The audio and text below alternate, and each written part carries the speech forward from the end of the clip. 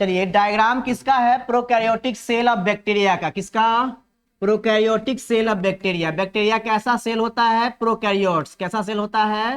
Prokaryotes. क्यों prokaryote cell होता है? क्योंकि इसके पास न्यूक्लियस नहीं होता है। तो न्यूक्लियस नहीं होने का मतलब क्या है कि न्यूक्लियस एक्चुअली में नहीं होगा। क्या? न्यूक्लियस के बाहर न्यूक्लियर मेम्ब्रेन नहीं होता है, इसीलिए हम कहते हैं इसके पास ट्रू न्यूक्लियस नहीं है, या दूसरे भाषा में ये कहते हैं इसके पास वेल डिफाइंड न्यूक्लियस नहीं है।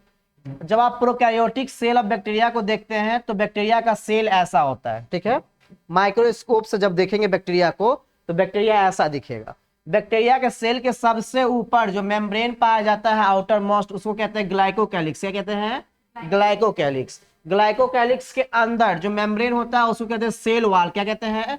Cell wall. सेल वॉल जो होता है नॉन लिविंग पार्ट होता है सेल का, सभी जानते हैं। क्योंकि सेल वॉल जो है वो प्रोटेक्शन देने का काम करता है, हार्ड होता है, और कोई भी चीज अगर हार्ड हो तो प्रोटेक्शन देने का काम करेगा, ठीक है। वो नॉन लिविंग ही होता है जनरली, हार्ड चीज, ठीक। इसके बाद अच्छा, हार्ड चीज नॉन लिविंग होता है तो आपके मन में क्वेश्चन आएगा, सर मेरा हड्डी भी हार्ड होता है, क्या वो नॉन लिविंग है?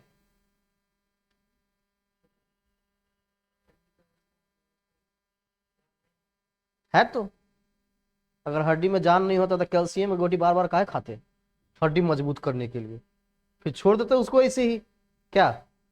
चलिए, सेल वॉल है, उसके अंदर जो सबसे अंदर जो मेम्ब्रेन पाया जाता है उसको प्लाज्मा मेम्ब्रेन कहते हैं। क्या कहते हैं?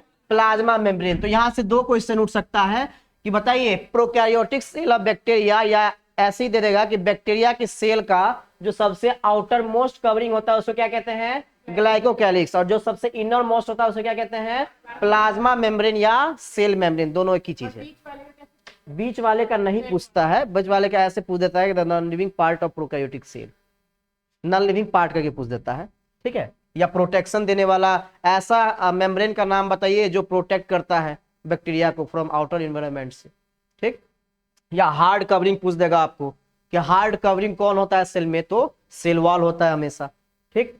इसके बाद जब आप सेल के अंदर आते हैं तो सेल के अंदर आपको बहुत सारे चीजें दिखती है। सबसे पहले जो सेल के अंदर दिखेगा वो एक फ्लूइड मैट्रिक्स मिलेगा आपको, लिक्विड की तरह जो पदार्थ है, मेटर है, वो मिलेगा, जिसको साइटोप्लाज्म कहते हैं। क्या कहते हैं? साइटोप्लाज्म। इसको फ्लूइड मैट्रिक्स कहा जाता है।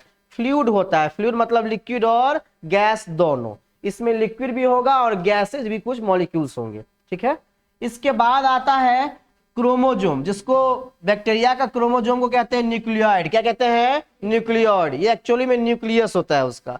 एक्चुअली में जो इसका क्रोमोजोम होता है, डीएनए होता है, वो बिखरा पड़ा होता है, ठीक है, एक जगह पैक नहीं होता है, इसीलिए इसको न्यूक्लियोइड कहा जाता है या जीनोफोर कहा जाता है। क्या कहा जाता है? न्यूक्लियोइड या जीनोफोर। तो यहां से क्वेश्चन ये उठ सकता है कि बताइए बैक्टीरिया के सेल का जेनेटिक मटेरियल क्या है, तो क्या बोलेंगे? न्यूक्लियोइड या जीनोफोर बोलेंगे, ठीक है। कहां रहता है? साइटोप्लाज्म में। कहां रहता है? साइटोप्लाज्म में रहता है। आगे हम पढ़ाएंगे कि इसके जो क्रोमोजोम है या डीएनए है उसका शेप कैसा होता है, तो डबल स्टैंडर्ड सर्कुलर होता है। कैसा होता है? Double standard circular. हम लोग का कैसा होता है? हेलिकल। कैसा होता है? ऐसे वाले शेप को हेलिकल बोलते हैं, ठीक है। ये वाले शेप जो होता है डीएनए का उसको हेलिकल बोलते हैं। और बैक्टीरिया का ऐसा नहीं होता है, बैक्टीरिया का सर्कुलर होता है। कैसा होता है? सर्कुलर डीएनए होता है। समझ में आ रहा है? इसके बाद देखेंगे तो बैक्टीरिया में डीएनए के अलावे भी एक डीएनए होता है, एक्स्ट्रा डीएनए होता है, जिस एक्स्ट्रा डीएनए को प्लाज्मिड कहते हैं। क्या कहते हैं? प्लाज्मिड। इसीलिए इसका नाम है एक्स्ट्रा क्रोमोसोमल डीएनए। बैक्टीरिया के पास जो डीएनए होता है वो तो होता ही है अपना, उसके अलावे एक एक्स्ट्रा डीएनए होता है जिसको प्लाज्मिड कहा जाता है। क्या कहा जाता है? प्लाज्मिड। ये साइज में छोटा होता है किससे? न्यूक्लियोइड से, ठीक है। और ये भी कह सकते हैं कि ये जो है वो न्यूक्लियस, एक्चुअली में न्यूक्लियस होता है, फॉल्स न्यूक्लियस होता है, या स्यूडो न्यूक्लियस इसको कह सकते हैं, क्योंकि इसके पास न्यूक्लियर मेम्ब्रेन नहीं होता है। और जबकि ये जो प्लाज्मिड है उसमें न्यूक्लियर मेम्ब्रेन या न्यूक्लियस किसी की बात नहीं की जाती है, ठीक है। इसके बाद आप एक स्ट्रक्चर देखेंगे, प्लाज्मा मेम्ब्रेन से एक स्ट्रक्चर आपका एक्सटेंड हुआ है। क्या हुआ है? एक्सटेंड हुआ है अंदर की तरफ, जिसको कहते हैं मीजोजोम। क्या कहते हैं? मीजोजोम। तो कभी कभार क्वेश्चन ये भी आता है, the extension of plasma membrane is, plasma membrane का एक्सटेंशन क्या कहलाता है? तो मीजोजोम कहलाता है। क्या कहलाता है? मीजोजोम। और सेल वॉल का एक्सटेंशन क्या कहलाता है? फ्लैजेला। क्या कहलाता है? देखिए यहाँ सेल वॉल से निकला हुआ एक ये है, ठीक है, स्ट्रक्चर, इसको फ्लैजेला कहते हैं। क्या कहते हैं? फ्लैजेला का क्या मतलब ये होता है फंक्शन, ये बैक्टीरिया को मूवमेंट करने में हेल्प करेगा। किसमें? लोकोमोशन और मूवमेंट, चलने में हेल्प करता है। बैक्टीरिया एक जगह से दूसरे जगह कैसे जाएगा? फ्लैजेला के हेल्प से। कैसे? हाँ, अगर आप और डीपली जाते हैं, एनसीईआरटी के और डीपली जाते हैं, तो ये कहा जाता है कि ये जो फ्लैजेला है वो एक्चुअली में इसका एक्सटेंशन नहीं है। ठीक है, फ्लैजेला जो है वो सेल वॉल का एक्सटेंशन नहीं है। एक्चुअली में देखने से क्या लगता है कि सेल वॉल से निकला हुआ है, लेकिन हमारा एनसीईआरटी लिखता है कि सेल वॉल को ये मतलब फाड़ते हुए निकलता है। ये निकलता है कहां से? प्लाज्मा मेम्ब्रेन से। लेकिन प्लाज्मा मेम्ब्रेन नहीं दिख पाता है, अंदर होता है, इसीलिए कहा जाता है कि ये सेल वॉल से निकला हुआ है। एक्चुअली में किससे निकला हुआ है? प्लाज्मा मेम्ब्रेन से। क्वेश्चन पूछे तो हम अगर ओरिजिनेशन देता है कि द ओरिजिनेशन ऑफ फ्लैजेला, तो हम देंगे सेल मेम्ब्रेन या प्लाज्मा मेम्ब्रेन। अगर ये देता है the extension of cell wall, तब देंगे फ्लैजेला। एक्सटेंड हुआ है, बढ़ा है यहां से, लेकिन एक्चुअली में निकला है यहां से। प्लाज्मा मेम्ब्रेन अंदर की तरफ होता है, इसलिए हमें दिखाई नहीं देता है। बाहर से देखेंगे तो गुरुकुल दिखेगा, गुरुकुल का बच्चा दिखेगा। बताओ, गुरुकुल दिखेगा, बिल्डिंग दिखेगा, बिल्डिंग दिखेगा कि नहीं? तो बाहर से कौन क्या कहेगा कि बिल्डिंग दिख रहा है? अंदर आएगा तब ना पता चलेगा गुरुकुल में स्टूडेंट पढ़ता है। ऐसे ही इसके साथ होता है, निकलता तो है ये प्लाज्मा मेम्ब्रेन से, लेकिन प्लाज्मा मेम्ब्रेन अंदर होने के कारण दिखता नहीं है कि कहां से एक्चुअली में निकल रहा है। तो लोग नाम देता है कि चलो ये जो निकल रहा है वो सेल वॉल से निकल रहा है। समझ रहे? एक्सटेंशन जो होता है, क्या नहीं, एक्सटेंशन ऑफ सेल वॉल है, ओरिजिनेशन प्लाज्मा मेम्ब्रेन का। ठीक है, समझ में आ रहा है कैसे क्वेश्चन आएगा? चलिए, इसके बाद जो आपको इसमें और चीज दिखता है वो दिखता है आपको माइक्रो बॉडीज। क्या दिखता है? Micro body. ये एक्चुअली में ऑर्गेनेल्स होते हैं जो सेल के अंदर पाए जाते हैं। सेल के अंदर बहुत सारा चीज होता है, जैसे हमारे सेल के अंदर माइटोकॉन्ड्रिया होता है, इंडोप्लाज्मिक रेटिकुलम होता है। ठीक है, ये सब ऑर्गेनेल का नाम है। ठीक, इसी प्रकार इसके सेल में एक होता है पॉलीराइबोसोम। क्या होता है? पॉलीराइबोसोम। पॉलीराइबोसोम किसको कहेंगे सर? तो एमआरएनए के ऊपर अगर बहुत सारा राइबोसोम अटैच हो जाए, क्या हो जाए? बहुत सारा राइबोसोम अगर अटैच हो जाए तो ये पूरे स्ट्रक्चर को बोलेंगे पॉलीराइबोसोम। क्या बोलेंगे? पॉलीराइबोसोम। इसका दूसरा नाम है पॉलीसोम। क्या नाम है? पॉलीसोम। इसके बाद इसमें राइबोसोम भी पाया जाता है, तो ये पूछा जाता है कि इसमें राइबोसोम कौन सा पाया जाता है? दो टाइप का राइबोसोम होता है, एक होता है 70S, एक होता है 80S। तो हमेशा प्रोकैरियोटिक सेल में 70S राइबोसोम पाया जाता है। क्या पाया जाता है? 70S राइबोसोम पाया जाता है। ऐसा होता है 50 + 30। अब कहेंगे सर 50 + 30 तो 80 होता है। यहाँ मैथमेटिक्स नहीं लगाना है, बायोलॉजी है, मैथमेटिक्स यहाँ नहीं लगाना है अपना कि सर 50 + 30 80 होता है, आप हमको 70 बता रहे हैं, गलती पढ़ा रहे हैं। नहीं, 50 + 30 यहाँ सब जोड़ा नहीं गया है। ठीक है, ये यूनिट के बेसिस पर इसको ऐड किया गया है, जो कि एडिबल नंबर नहीं है ये। ठीक है, इसीलिए इसको 70S लिखा जाता है। जैसे 80S है तो 80S को लिखा जाता है 60 + 40। तो ये तो 100 होता है, आपके अकॉर्डिंग तो 100 होना चाहिए, लेकिन 100 होता नहीं है, क्योंकि ये क्या है? बायो है। क्या है?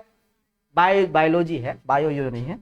ठीक है, तो देखिए हम पढ़ लिए राइबोसोम भी होता है इसके अंदर। राइबोसोम कौन सा होता है? 70S होता है। सर आरएनए बता दीजिए, तो इसमें एमआरएनए पाया जाता है। एमआरएनए का फुल फॉर्म होता है मैसेंजर आरएनए। कौन होता है? Messenger RNA. मैसेंजर आरएनए का मतलब होता है ऐसा आरएनए जो मैसेज को एक जगह से दूसरे जगह पहुंचाएगा। जैसे प्रोटीन बनना है, मान लो यहाँ प्रोटीन बनना है, तो ब्रेन ऑर्डर देगा, बोलेगा जाओ इसको बोलो सेल को कि प्रोटीन बनाने के लिए बहुत जरूरी है। नहीं प्रोटीन बनाओगे सेल टूट जाएगा। सेल को रिपेयर करना किसका काम? प्रोटीन का काम। किसका काम? सेल जो टूट जाता है तो सेल को रिपेयर कौन करता है? प्रोटीन। कौन करता है? अब कैसे मालूम चलेगा कि सेल को प्रोटीन का जरूरी है? ब्रेन को तो सब पता रहता है कि किसको क्या चीज का जरूरी है। अब ब्रेन को पता रहता है तो ब्रेन यहां से यहां आएगा, यहां से यहां आएगा, ये घुटना में आएगा ब्रेन। वैसे होता है घुटना में किसी किसी का, तो ब्रेन यहां से यहां नहीं आएगा। ब्रेन क्या करेगा? मैसेज पहुंचाएगा। तो एमआरएनए को बोलेगा जाओ इस सेल को बोलो कि प्रोटीन बनाने के लिए जरूरी है प्रोटीन। नहीं बनाएगा प्रोटीन तो सेल मर जाएगा। ठीक है, तो मैसेज पहुंचाने का काम किसका होता है? mRNA का। अब लगभग लगभग हो गया इसमें। देखिए तो और कोई दिक्कत है? हो गया? ज्यादा नहीं याद रखना है, सुनो अब सुनो। बैक्टीरिया सेल के ऊपर 3 मेम्ब्रेन, कितना मेम्ब्रेन? ऐसे याद रखना है। बैक्टीरिया सेल के ऊपर कितना मेम्ब्रेन? सबसे बाहर वाले मेम्ब्रेन को ग्लाइकोकैलिक्स कहते हैं, उससे अंदर वाले को सेल वॉल कहते हैं, और सबसे अंदर वाले को, यहां तक खत्म। अब 2 बातें और याद रखिए मेम्ब्रेन में। सेल वॉल का एक्सटेंशन जो होता है फ्लैजेला होता है, क्या होता है? और प्लाज्मा मेम्ब्रेन का एक्सटेंशन होता है मीजोजोम। क्या होता है? मीजोजोम। एक्चुअली में फ्लैजेला सेल वॉल का एक्सटेंशन है क्या? नहीं सर, ये प्लाज्मा मेम्ब्रेन का है, लेकिन प्लाज्मा मेम्ब्रेन हमें दिख नहीं पाता है, इसीलिए जो पहले होता है उसी को मान के चलते हैं। क्लियर? ये आपको क्वेश्चन बोर्ड में नहीं आएगा, ऐसा क्वेश्चन नहीं आएगा कि बताओ एक्चुअली में जो आपका फ्लैजेला है वो सेल वॉल का ही एक्सटेंशन है क्या? ये क्वेश्चन नहीं आएगा। ये क्वेश्चन कॉम्पिटिटिव एग्जाम में आ सकता है, इतना घुमाने वाला क्वेश्चन नहीं देगा। इसके बाद सेल के अंदर आप जाएंगे तो सेल के अंदर बहुत सारा चीज सर, राइबोसोम पाया जाता है। कैसा राइबोसोम? 70S। कैसा? इसके बाद सर अगर mRNA पे बहुत सारा राइबोसोम पाया जाएगा तो वैसे स्ट्रक्चर को पॉलीराइबोसोम कहेंगे। क्या कहेंगे? या इसको पोलिसोम कहेंगे। क्या कहेंगे? पोलिसोम। इसके बाद जो सेल के अंदर फ्लूइड मैट्रिक्स पाया जाता है उसको साइटोप्लाज्म कहते हैं। क्या कहते हैं? साइटोप्लाज्म। इसके बाद सर सेल में ये माइक्रोबॉडीज पाया जाता है। इसके बाद सेल में आपका पाया जाता है न्यूक्लियॉइड पाया जाता है, जिसको जीनोफोर कहते हैं। mRNA पाया जाता है। ये सभी चीज सेल का पार्ट है। ठीक है, 3-4 बातें याद रखिए बैक्टीरिया के सेल का, आपको स्ट्रक्चर याद रखिए। किसी को कोई दिक्कत तो बताइए। याद रखना पड़ेगा, थोड़ा तो याद रखना पड़ेगा। क्या प्लाज्मिड का फंक्शन होता है? क्लोनिंग करना, वो आगे हम पढ़ाएंगे। ठीक है, क्लोनिंग वेक्टर के रूप में काम करता है। और किसी को कोई दिक्कत? अभी आप ऐसा मान के चलिए कि प्लाज्मिड जो है वो एक्स्ट्रा क्रोमोसोमल डीएनए है जो डीएनए रेप्लिकेशन में हेल्प करता है। ठीक है, डीएनए से डीएनए बनाने में। और बताइए कौन सा? ऑल द एक्टिविटीज वाला।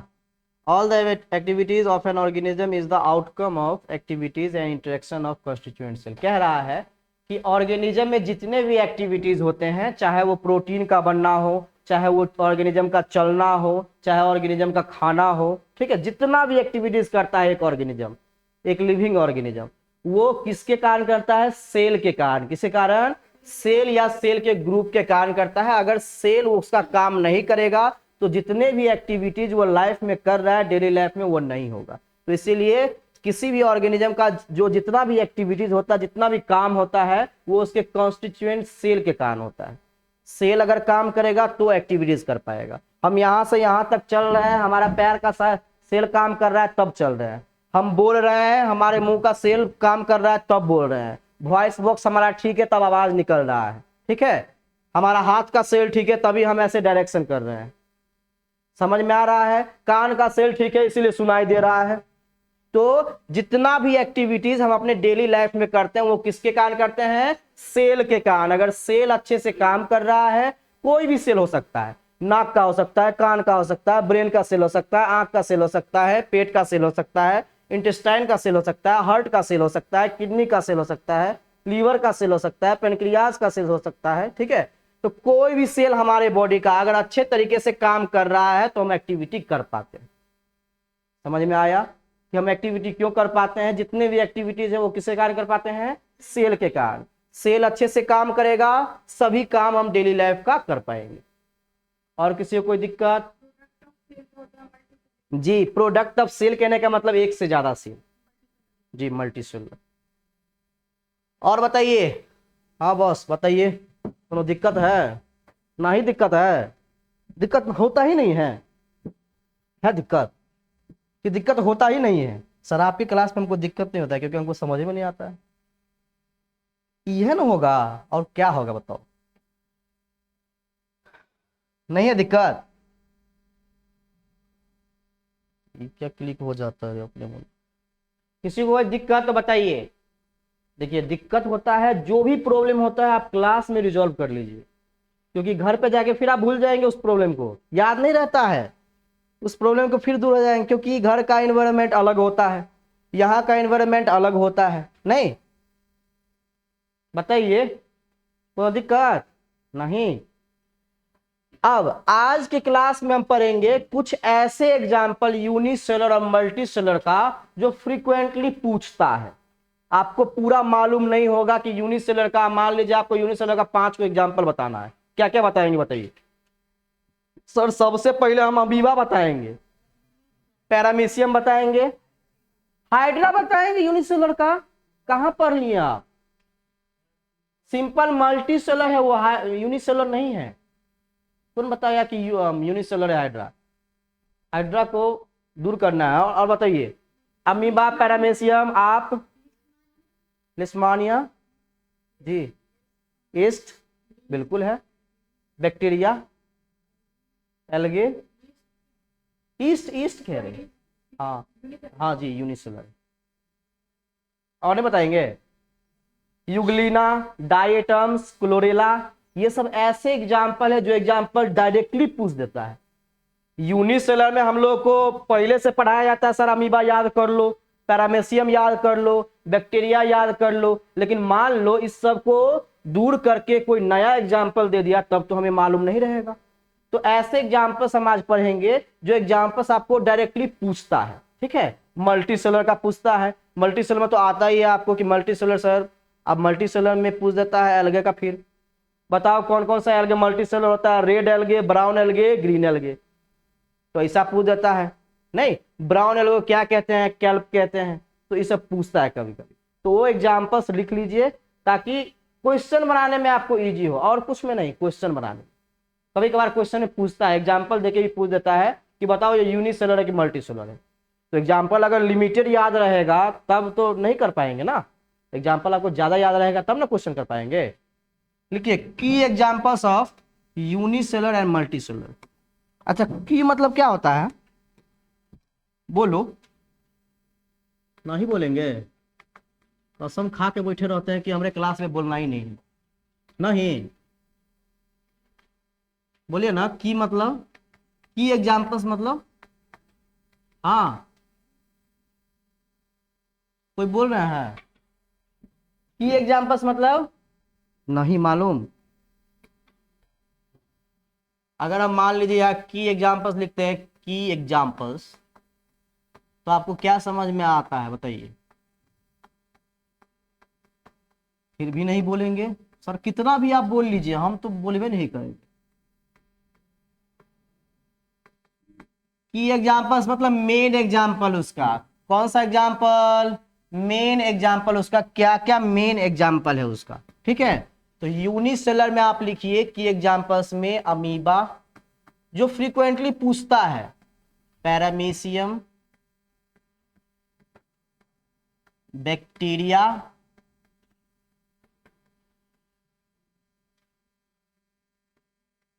ईस्ट,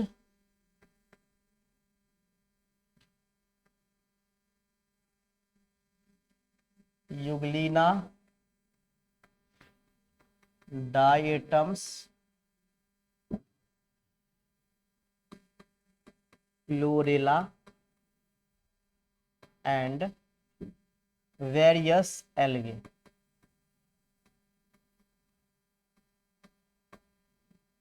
इतना एग्जाम्पल आपको याद रहना चाहिए। 2 3 एग्जाम्पल याद करने से नहीं। अरे ये क्या हो जाता है जी?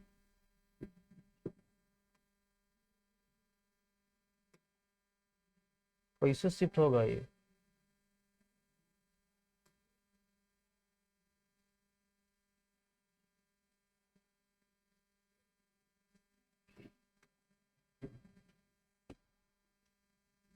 लिखिए, टेक्निकल इशू हो जाता है।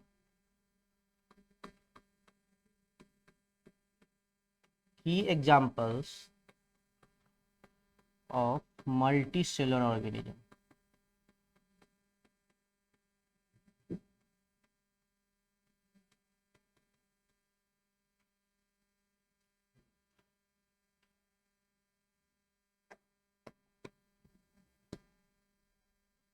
पहला दीजिएगा एनिमल्स। एनिमल्स को कहते हैं एनिमिलिया। क्या कहते हैं? एनिमिलिया। इसमें किसका किसका एग्जाम्पल देंगे बताइए सर? पहले अपने अपने लोग का एग्जाम्पल दे दीजिए, लीजिए। Human, mammals. एक्चुअली मैमल्स में ह्यूमन आ जाता है, ठीक है। हाँ, मैमल्स अलग से इसीलिए लिखे हैं क्योंकि ये जो जानवर से है ना, सो सब इसमें। डायटम्स क्लोरेला नहीं, डायटम्स क्लोरेला अलग अलग है। यहाँ कॉमा दे दीजिएगा।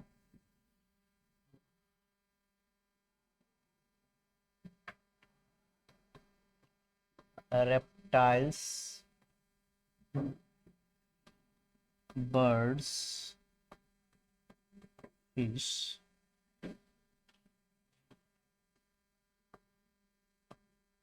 स्पोंजेज। स्पोंजेज का नाम सुने हैं? सुने होंगे 9th क्लास में। सुने हैं? नहीं सुने हैं? वो जो पानी पूरी की तरह स्ट्रक्चर होता है उसको स्पोंज कहते हैं। पानी पूरी की तरह स्ट्रक्चर ही होता है उसका, नहीं होता है? और इसे लगा होता है पानी पूरी की तरह। सर आप क्या क्या चीज बोल रहे हैं? अरे सही बोल रहे हैं। सोच में पड़ गया कि क्या बोल रहे हैं सर, पानी पूरी का एग्जाम्पल काहे दे रहे हैं? अरे वो पानी पूरी की तरह ही दिखता है तो कौन चीज का एग्जाम्पल हम दे? रुको, ला के दिखाना पड़ेगा हमको। अब स्पॉन्ज कहाँ मिलेगा? अब प्लांट्स को बोलते हैं प्लांटी। क्या बोलते हैं? प्लांटी बोलते हैं। इसमें क्या क्या आएगा सर? इसमें एंजियोस्पर्म आएगा। क्या आएगा? एंजियोस्पर्म। एंजियोस्पर्म मतलब क्या होता है सर? फ्लावरिंग प्लांट्स को एंजियोस्पर्म कहते हैं। ऐसे प्लांट जिसमें फूल आते हैं उसको एंजियोस्पर्म कहा जाता है। Flowering plants. इसके बाद श्रब्स हो गया। श्रब्स जानते हैं? हर्ब्स आ गया।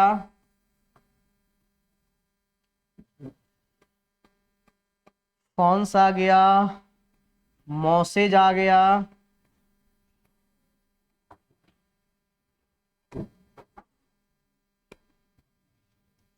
इसके बाद फंजाई भी क्या होता है? मल्टी सेलर होता है। एक से ज्यादा सेल वाले ऑर्गेनिज्म होते हैं फंजाई।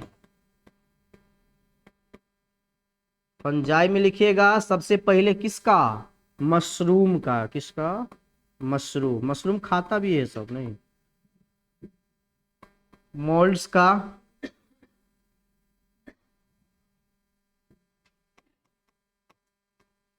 चौथा होगा एल्गे।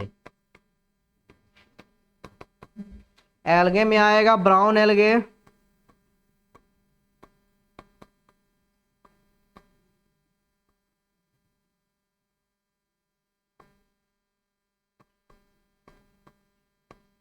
और red algae and some green algae.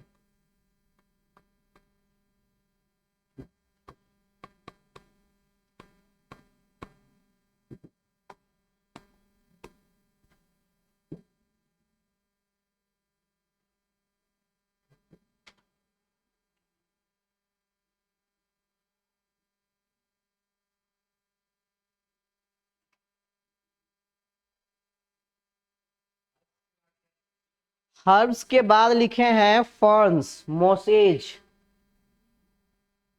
क्या? फर्न्स ऑर्गेनिज्म का नाम है। जैसे अपने लोग हैं ना ह्यूमन, ऐसे ही ऑर्गेनिज्म का नाम है फर्न्स। क्या करिएगा? प्लेनेरिया नाम आपको अच्छा लगता है? नहीं ना लगता है? हमको भी अच्छा नहीं लगता है, फिर भी पढ़ते हैं अपने लोग प्लेनेरिया। नहीं, मर्केंसिया नाम आपको अच्छा लगता है? प्लांट का नाम है, बताओ मर्केंसिया कैसे रख दिया नाम? मैंगो रखता, कितना बढ़िया नाम है। गुआवा रखता, पपाया रखता। फ्रूट कहाँ होता है? प्लांटे में ना होता है? फ्रूट कहाँ होता है? प्लांटे में ना होता है कि फ्रूट अलग से होता है? जी, तो प्लांटे में फ्रूट होता है तो समझ जाइए।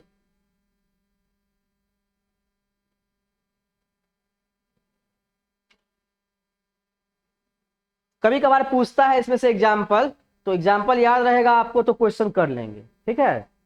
और लिमिटेड एग्जाम्पल सिर्फ अमीबा पैरामीशियम को लेकर रखिएगा तो नहीं बनेगा।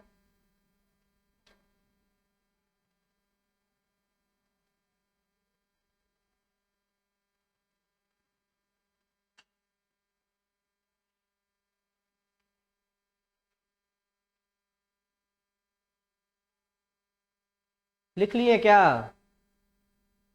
लिखिए, जल्दी लिखिए। इसके बाद अपने लोग फिर से बैक्टीरिया सेल पे चलेंगे, बैक्टीरिया के बारे में कुछ और जानेंगे। नहीं, अभी तो अपने लोग सिर्फ डायग्राम की मदद से देखें कि बैक्टीरिया में क्या क्या चीज हो सकता है। अब देखेंगे हम लोग कि बैक्टीरिया का जेनेटिक मटेरियल क्या होता है, शेप कैसा होता है, कहाँ पाया जाता है, एक्स्ट्रा क्रोमोजोम को क्या कहते हैं, उसका फंक्शन क्या होता है, ठीक है, सब चीज देखेंगे। आप पूछे ना प्लाज्मिड का फंक्शन क्या होता है, अभी बताएंगे क्या? अच्छा, नहीं बताए थे? ऐसे कैसे हम बता के निकल जाएंगे? बहुत धीरे ऐसे बता के बताते हैं तो इस क्लास से जंप होके उस क्लास में भाग जाता है सब। हाँ,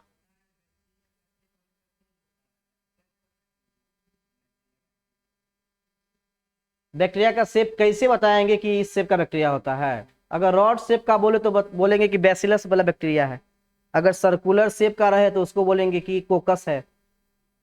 आपको दे देगा वहां क्वेश्चन में कि बताइए रॉड शेप वाले बैक्टीरिया को क्या कहते हैं, या बैसिलस बैक्टीरिया का कैसा शेप होता है, ये बता देगा आपको, ठीक है।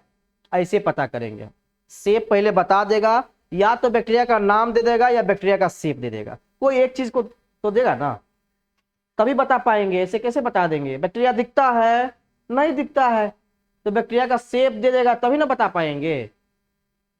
चलिए, हो गया सबका?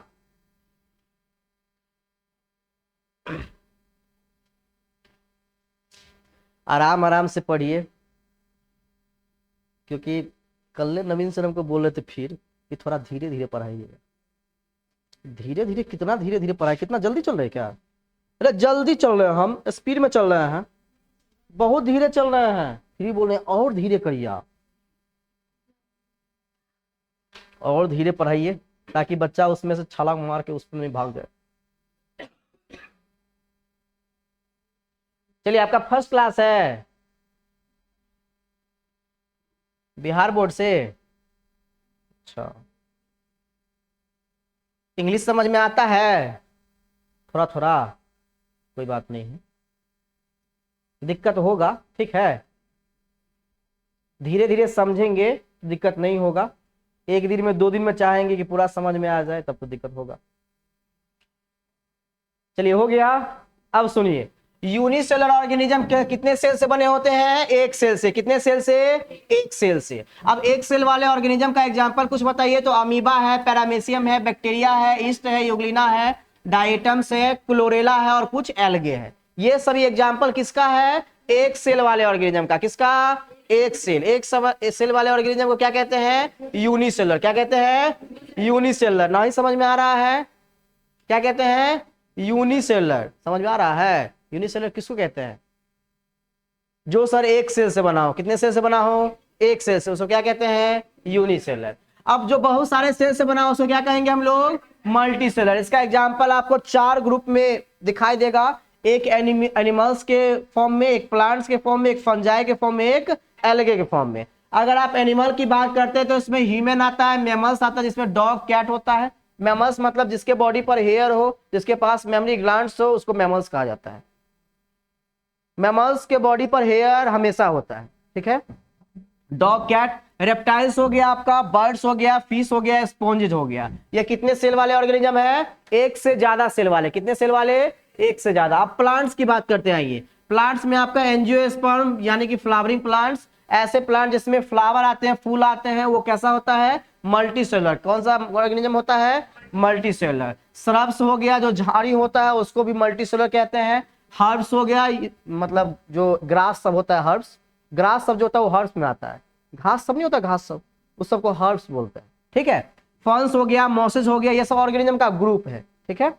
फंजाई, फंजाई में आपका मशरूम हो गया, मॉल्ट्स हो गया, ये सब एग्जांपल आपका मल्टीसेलुलर का, ठीक। एल्गे में ब्राउन एल्गे, रेड एल्गे और कुछ ग्रीन एल्गे जो है वो एग्जांपल है आपका किसका? मल्टीसेलुलर का। तो कभी आपको पूछा जाए कि बताओ ब्राउन एल्गे इज यूनिसेलुलर और मल्टीसेलुलर, मल्टीसेलुलर। ऐसे तो एल्गे यूनिसेलुलर मल्टीसेलुलर दोनों होता है। अगर आपको सिर्फ एल्गे पूछ रहा है तो आप यूनिसेलुलर मल्टीसेलुलर दोनों लगाएंगे।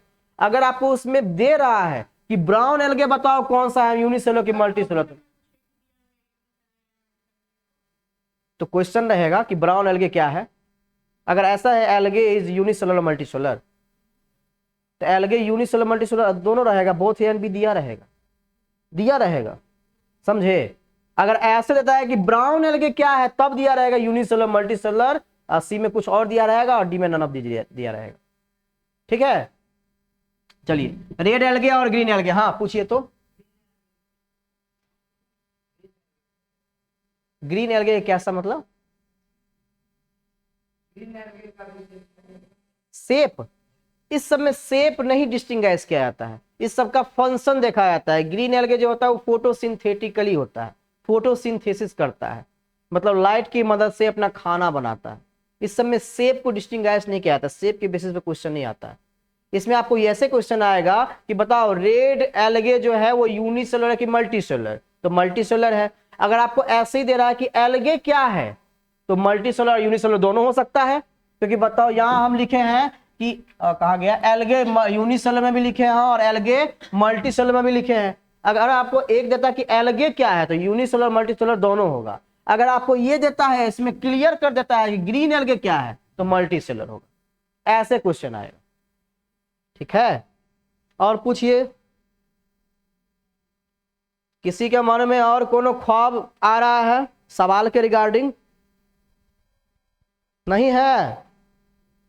और बताइए सर कैसे क्वेश्चन पूछेगा, और तो क्वेश्चन करेंगे तो अपने पता चल जाएगा, समझे। किसी को कोई दिक्कत, आपको कोई दिक्कत है? लैंग्वेज समझने में दिक्कत हो रहा होगा, समझे। 1 महीना 2 महीना टाइम दीजिएगा तो लैंग्वेज समझ में आ जाएगा, ठीक है। पैसेंस बनाए रखिएगा सिर्फ। अगर हम कहीं कहीं वर्ड थोड़ा ये लिख दे, स्टैंडर्ड वर्ड लिख दे, या आप वर्ड उसके बारे में जानते नहीं है तो ये मत समझिए कि हमको इंग्लिश आता ही नहीं है। होता है कई बार कि हम सर गए, सर मास्टर अंग्रेजी में पढ़ा रहा है, अपने समझ रहा है, अपने पढ़ रहा है, अपने समझ रहा है। होता है कई बार स्टूडेंट ऐसा बोलता है कि ई टीचर जो है वो अपने लिखता है, अपने समझता है, वो बच्चा को नहीं समझाता है।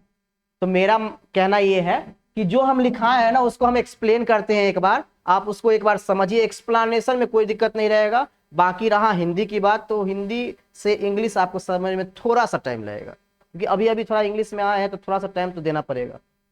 चाहेंगे कि एक के बार समझ में आ जाए, नहीं होगा। एक के बार डाइजेशन होता है तो फूड पॉइजनिंग हो जाता है, हॉस्पिटल में भर्ती हो जाता है।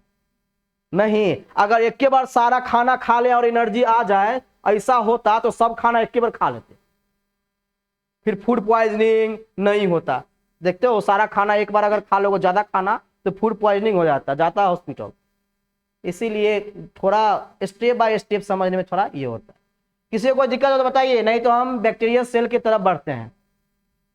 बढ़े, बैक्टीरियल सेल के बारे में जानना है, चलिए हेडिंग दीजिए अबाउट बैक्टीरियल सेल।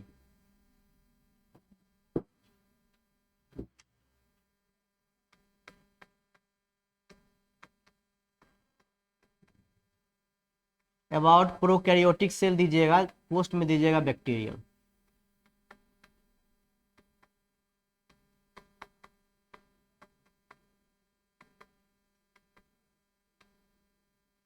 अच्छा, ज्यादा हम नहीं लिखवाते हैं, एक क्लास में ज्यादा लिखवा देते हैं क्या?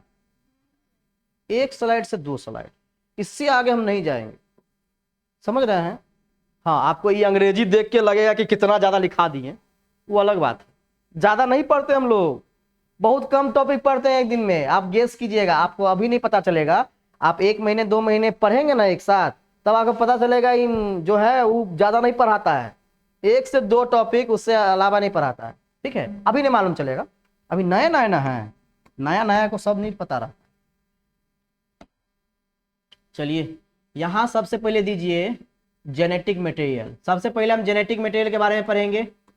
अच्छा, जेनेटिक मटेरियल मतलब क्या होता है सर? डीएनए या आरएनए? क्या होता है?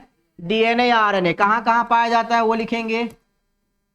तो इसका डीएनए या आरएनए पाया जाता है आपका साइटोप्लाज्म में। कहाँ?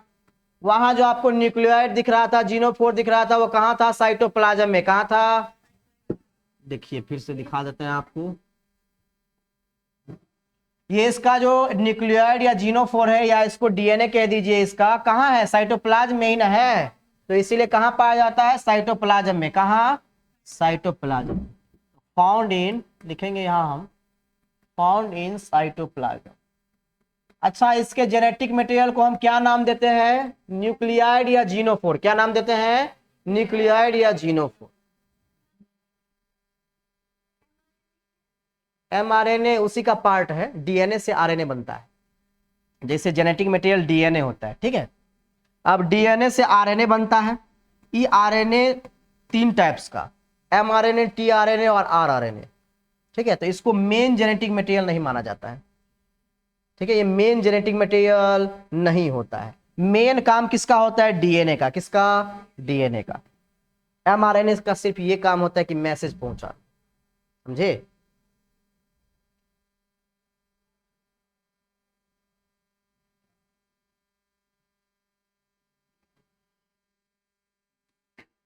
कहते हैं न्यूक्लियोइड,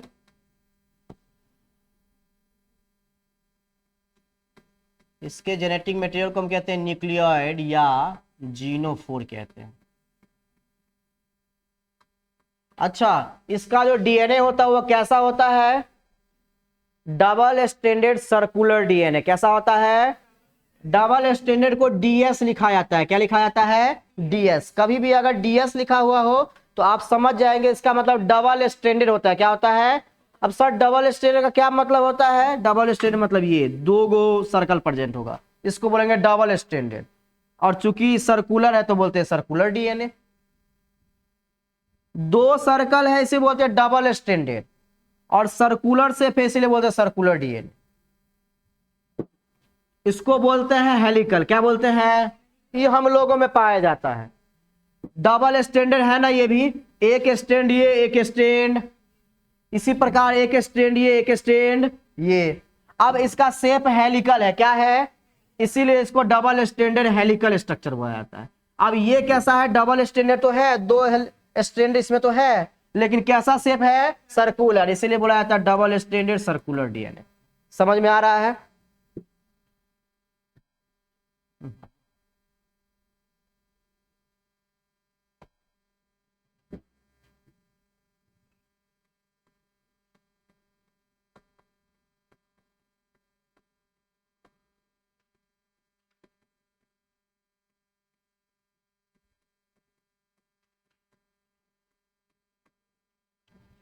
जीनोफोर या न्यूक्लियोइड जो होता है इसका मेन जीनोमिक डीएनए होता है। क्या होता है? Main genomic DNA. इस पर भी क्वेश्चन आता है कि बताइए बैक्टीरिया का मेन जीनोमिक डीएनए कौन सा होता है?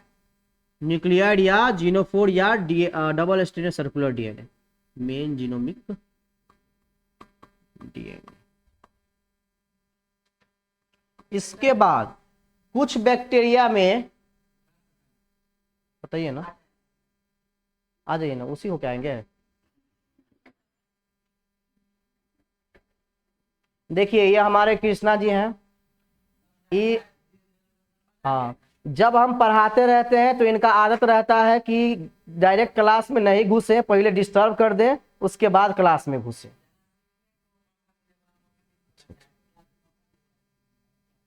ओके, पॉजिटिव फीडबैक है। आज आज तक ऐसा कोई नहीं बोला था हमको। कृष्णा जी ऐसा बोल रहे हैं, बताओ क्यों बोल रहे हैं? नहीं बताया, 12th में आर्ट्स रखे हुए थे इसीलिए बोल रहे हैं, समझ में नहीं आता होगा, सिर्फ मजा आता है इनको। कुछ बैक्टीरिया के पास एक्स्ट्रा क्रोमोसोमल डीएनए होता है। सर्टेन बैक्टीरिया, सर्टेन मतलब कुछ फिक्स बैक्टीरिया के पास ही होता है प्लाज्मिड, सबके पास नहीं होता है। Certain bacteria has an extra chromosomal DNA.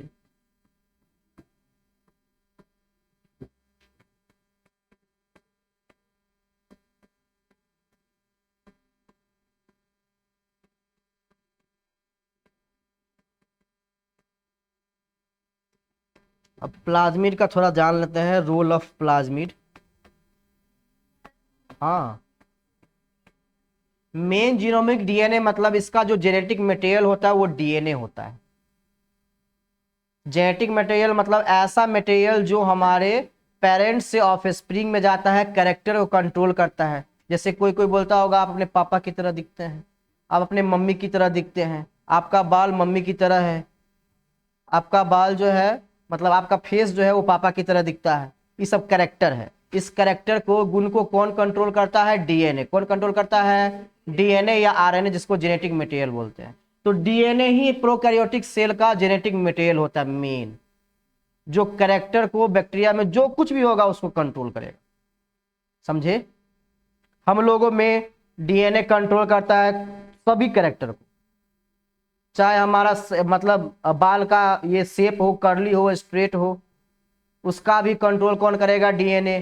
ठीक है, मम्मी की तरह दिखेंगे कि पापा की तरह दिखेंगे, वो भी कंट्रोल करेगा डीएनए। तो मेन जीनोमिक डीएनए या जेनेटिक मटेरियल हमारा कौन सा हुआ? डीएनए हुआ। ठीक है, मेन जीनोमिक मतलब main genetic material.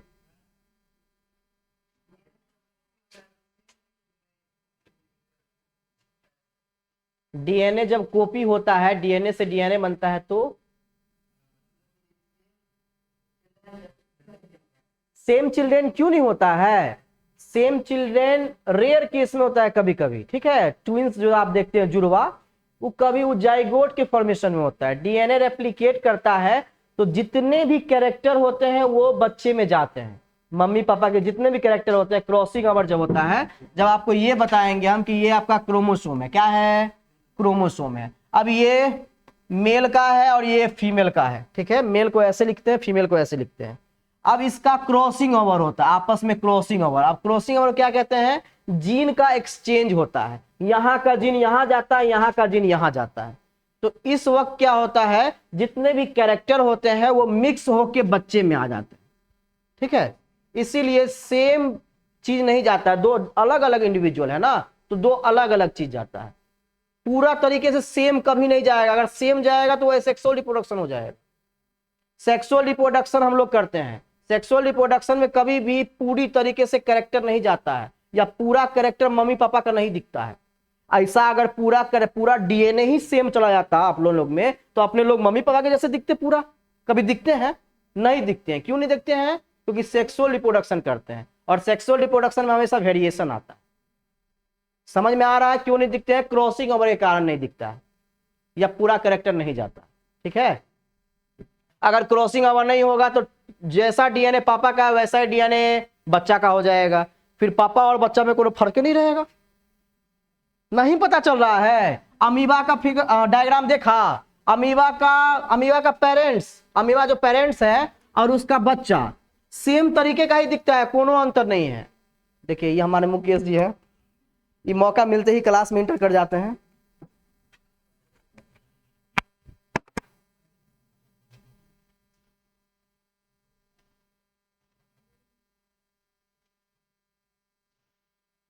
Mukesh ji हम लोग के मालिक का बात मानना,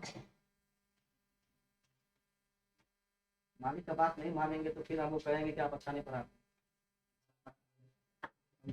मुकेश जी मालिक है। चलिए हम ये बता रहे हैं आपको कि डीएनए जो है वो फादर का और बेबी का सेम नहीं होता पूरी तरीके से। ठीक है, अगर ऐसा होता तो सेक्सुअल रिप्रोडक्शन और सेक्सुअल रिप्रोडक्शन को डिफरेंशिएट किया ही नहीं जाता। ऐसा बोला जाता है कि अमीबा हमारे पास है, अगर पेरेंट अमीबा है तो उससे जो डॉटर अमीबा होगा वो पेरेंट के जैसा ही दिखता है। कोनो अंतर नहीं है, कोनो अंतर नहीं, पूरा टू दी कॉपी दिखता है।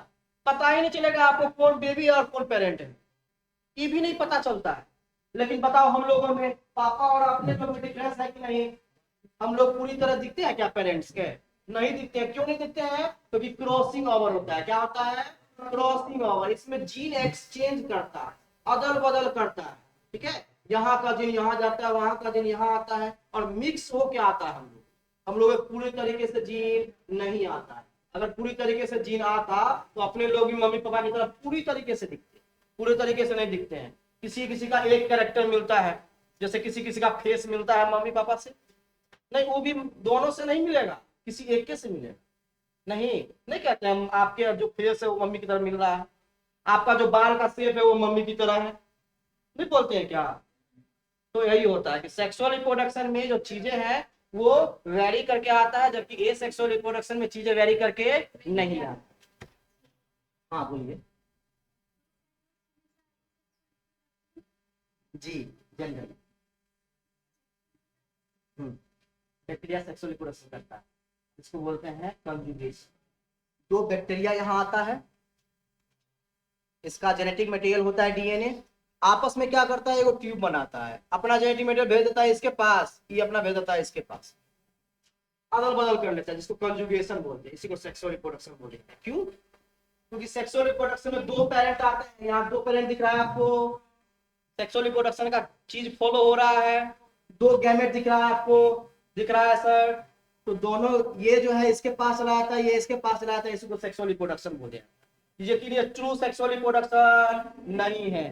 ट्रू सेक्सुअल रिप्रोडक्शन कब होता है? जब जाइगोट का फॉर्मेशन होता है, दो अलग अलग गैमेट आते हैं, गैमेट बनते हैं, उसको कहते हैं ट्रू सेक्सुअल रिप्रोडक्शन। वेरिएंट दिखते हैं, लेकिन इसमें जो बैक्टीरिया आएगा वो बैक्टीरिया सेम ही दिखेगा, कोई अलग नहीं होगा, कैरेक्टर थोड़ा सा वेरी करेगा, ज्यादा वेरी नहीं। एक्चुअली में ये सेक्सुअल रिप्रोडक्शन है, लेकिन दो बैक्टीरिया इसीलिए इसको सेक्सुअल रिप्रोडक्शन कह दिया है। थोड़ा सा है, आप पता नहीं कर पाए, थोड़ा सा। एक्चुअली में ये सेक्सुअल रिप्रोडक्शन नहीं है, ये सेक्सुअल रिप्रोडक्शन है। सेक्सुअल रिप्रोडक्शन क्यों बोला गया? क्योंकि सब दो बैक्टीरिया, हमेशा सेक्सुअल में दो पेरेंट आते हैं, नहीं आते हैं क्या? और ए सेक्सुअल में एक आता है, इसमें दो आया इसलिए इसको सेक्सुअल रिप्रोडक्शन बोल दिया गया, लेकिन पूरी तरीके से सेक्सुअल रिप्रोडक्शन नहीं। और किसी के मन में कोनो क्वेश्चन? बोलिए, कोनो क्वेश्चन है? अब पढ़ लेते हैं हम लोग रोल ऑफ प्लाज्मिड। प्लाज्मिड का काम क्या क्या होता है? आप लोग के मन में आया था क्वेश्चन कि सर प्लाज्मिड के बारे में कुछ बताइए, आप लीजिए।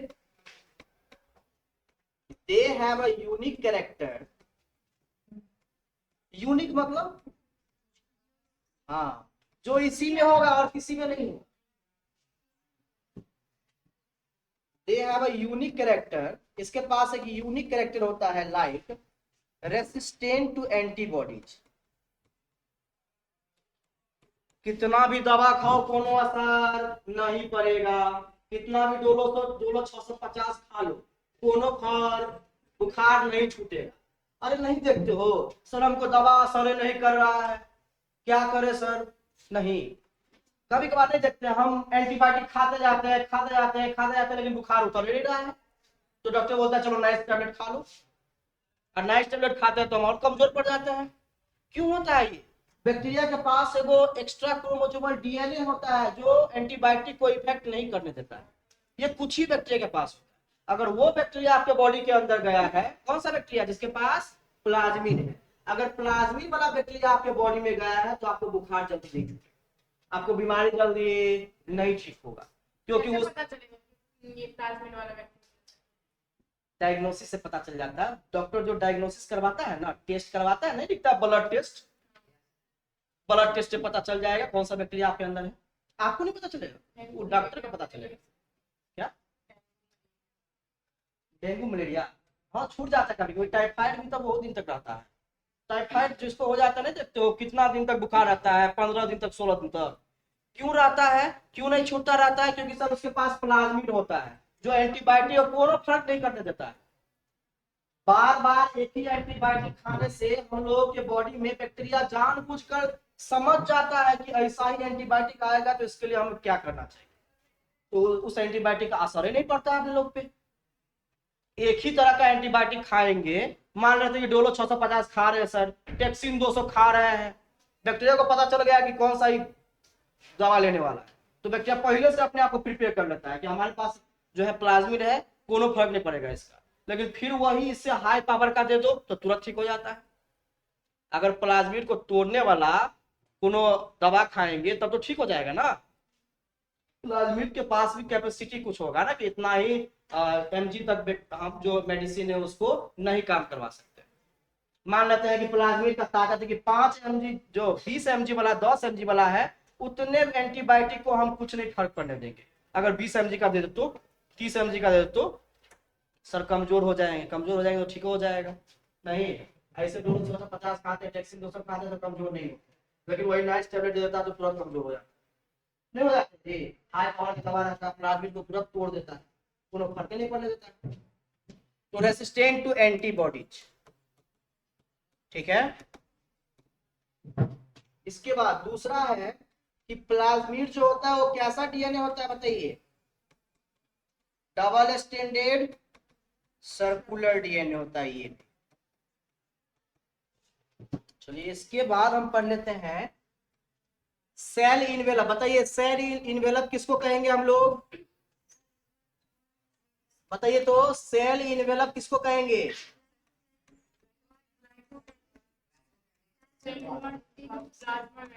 हाँ, ग्लाइकोकैलिक, सेल वॉल और प्लाज्मा मेम्ब्रेन को एक साथ क्या कहते हैं? सेल इनवेलप कहते हैं। थोड़ा सा लिख लेते हैं क्या, ग्लाइकोकैलिक्स के बारे में लिख लेते हैं।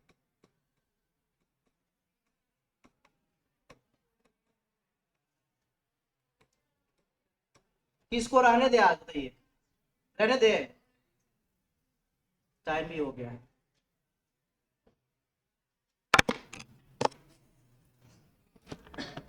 प्लाज्मिड के बारे में दो बातें आप लिख लेंगे अपने से। पहला लिखेंगे प्लाज्मिड का काम क्या होता है? एंटीबॉडी से बचाता है। किससे बचाता है? एंटीबॉडी से बचाता है। दूसरा होता है कि प्लाज्मिड एक डबल स्टैंडर्ड सर्कुलर डीएनए होता है। उसका शेप कैसा होता है? सर्कुलर। कैसा होता है? सर्कुलर। जेनेटिक मटेरियल की बात करें, बैक्टीरिया के जेनेटिक मटेरियल की, तो साइटोप्लाज्म में होता है, न्यूक्लियोइड कहते हैं, डबल स्टैंडर्ड होता है, मेन और जीनोमिक डीएनए होता है। कुछ बैक्टीरिया के पास एक्स्ट्रा क्रोमोसोमल डीएनए होता है जिसको प्लाज्मिड कहते हैं। दो तीन बातें याद रखना, ज्यादा बातें याद नहीं रखना, ठीक है। ज्यादा इसमें नहीं है, थोड़ा थोड़ा ही पढ़ाते हैं। उसको आप घर पे पढ़ेंगे तो समझ में आएगा, घर पे नहीं पढ़ेंगे तो समझ में नहीं आएगा। कुछ पढ़ो लेकिन घर पे जाकर थोड़ा सा पढ़ लीजिए, आधा घंटा, तो समझ में आएगा। आप सोचेंगे कि सर हमको सब चीज पढ़ा देंगे, अपना सेल्फ स्टडी करना, ठीक है। पेन से कलर कर दिए हैं, अच्छा लगता है। अभी कहाँ पर आए हम लोग? ये सब पढ़ चुके हैं, ठीक है। हम लोग यहाँ पर सेल मॉडिफिकेशन समझना है। Nuclear membrane is found in eukaryotes. कह रहा है कि यूकेरियोट्स जो होता है, अपने लोग जो होते हैं उसमें न्यूक्लियस के ऊपर न्यूक्लियर मेम्ब्रेन होता है, न्यूक्लियर मेम्ब्रेन, लेकिन बैक्टीरिया के ऊपर न्यूक्लियर मेम्ब्रेन नहीं होता है, ठीक है। इसलिए प्रोकैरियोट्स है हम लोग eukaryotes. No organisms like the ones eukaryotes are found in prokaryotes except prokaryotes. कह रहा है कि राइबोसोम को छोड़ के दोनों ऑर्गेनेल प्रोकैरियोट्स में जैसे हम लोग में माइटोकॉन्ड्रिया पाया जाता है, गोल्गी apparatus पाया जाता है, नहीं हम लोगों में पाया जाता है क्या? Plasmid reticulum. हम लोग में पाया जाता है लाइसोसोम। बैक्टीरिया में ये कुछ नहीं पाया जाता, राइबोसोम से पाया जाता है। डायग्राम बताया कि उसमें राइबोसोम से ज्यादा डायग्राम जो बताया कि उसमें राइबोसोम को छोड़ के कोनो ऑर्गेनल था, टीआरएफ सॉरी एमआरएनए था, ये सब तो था, लेकिन कभी माइटोकॉन्ड्रिया बताया हम, कभी गोल्गी apparatus बताया। तो प्रोकैरियोट्स में हमेशा राइबोसोम का ऑप्शन हो गया जी। इसके बाद सेट प्रोकैरियोट्स का सबसे मेन क्या है? प्रोकैरियोट्स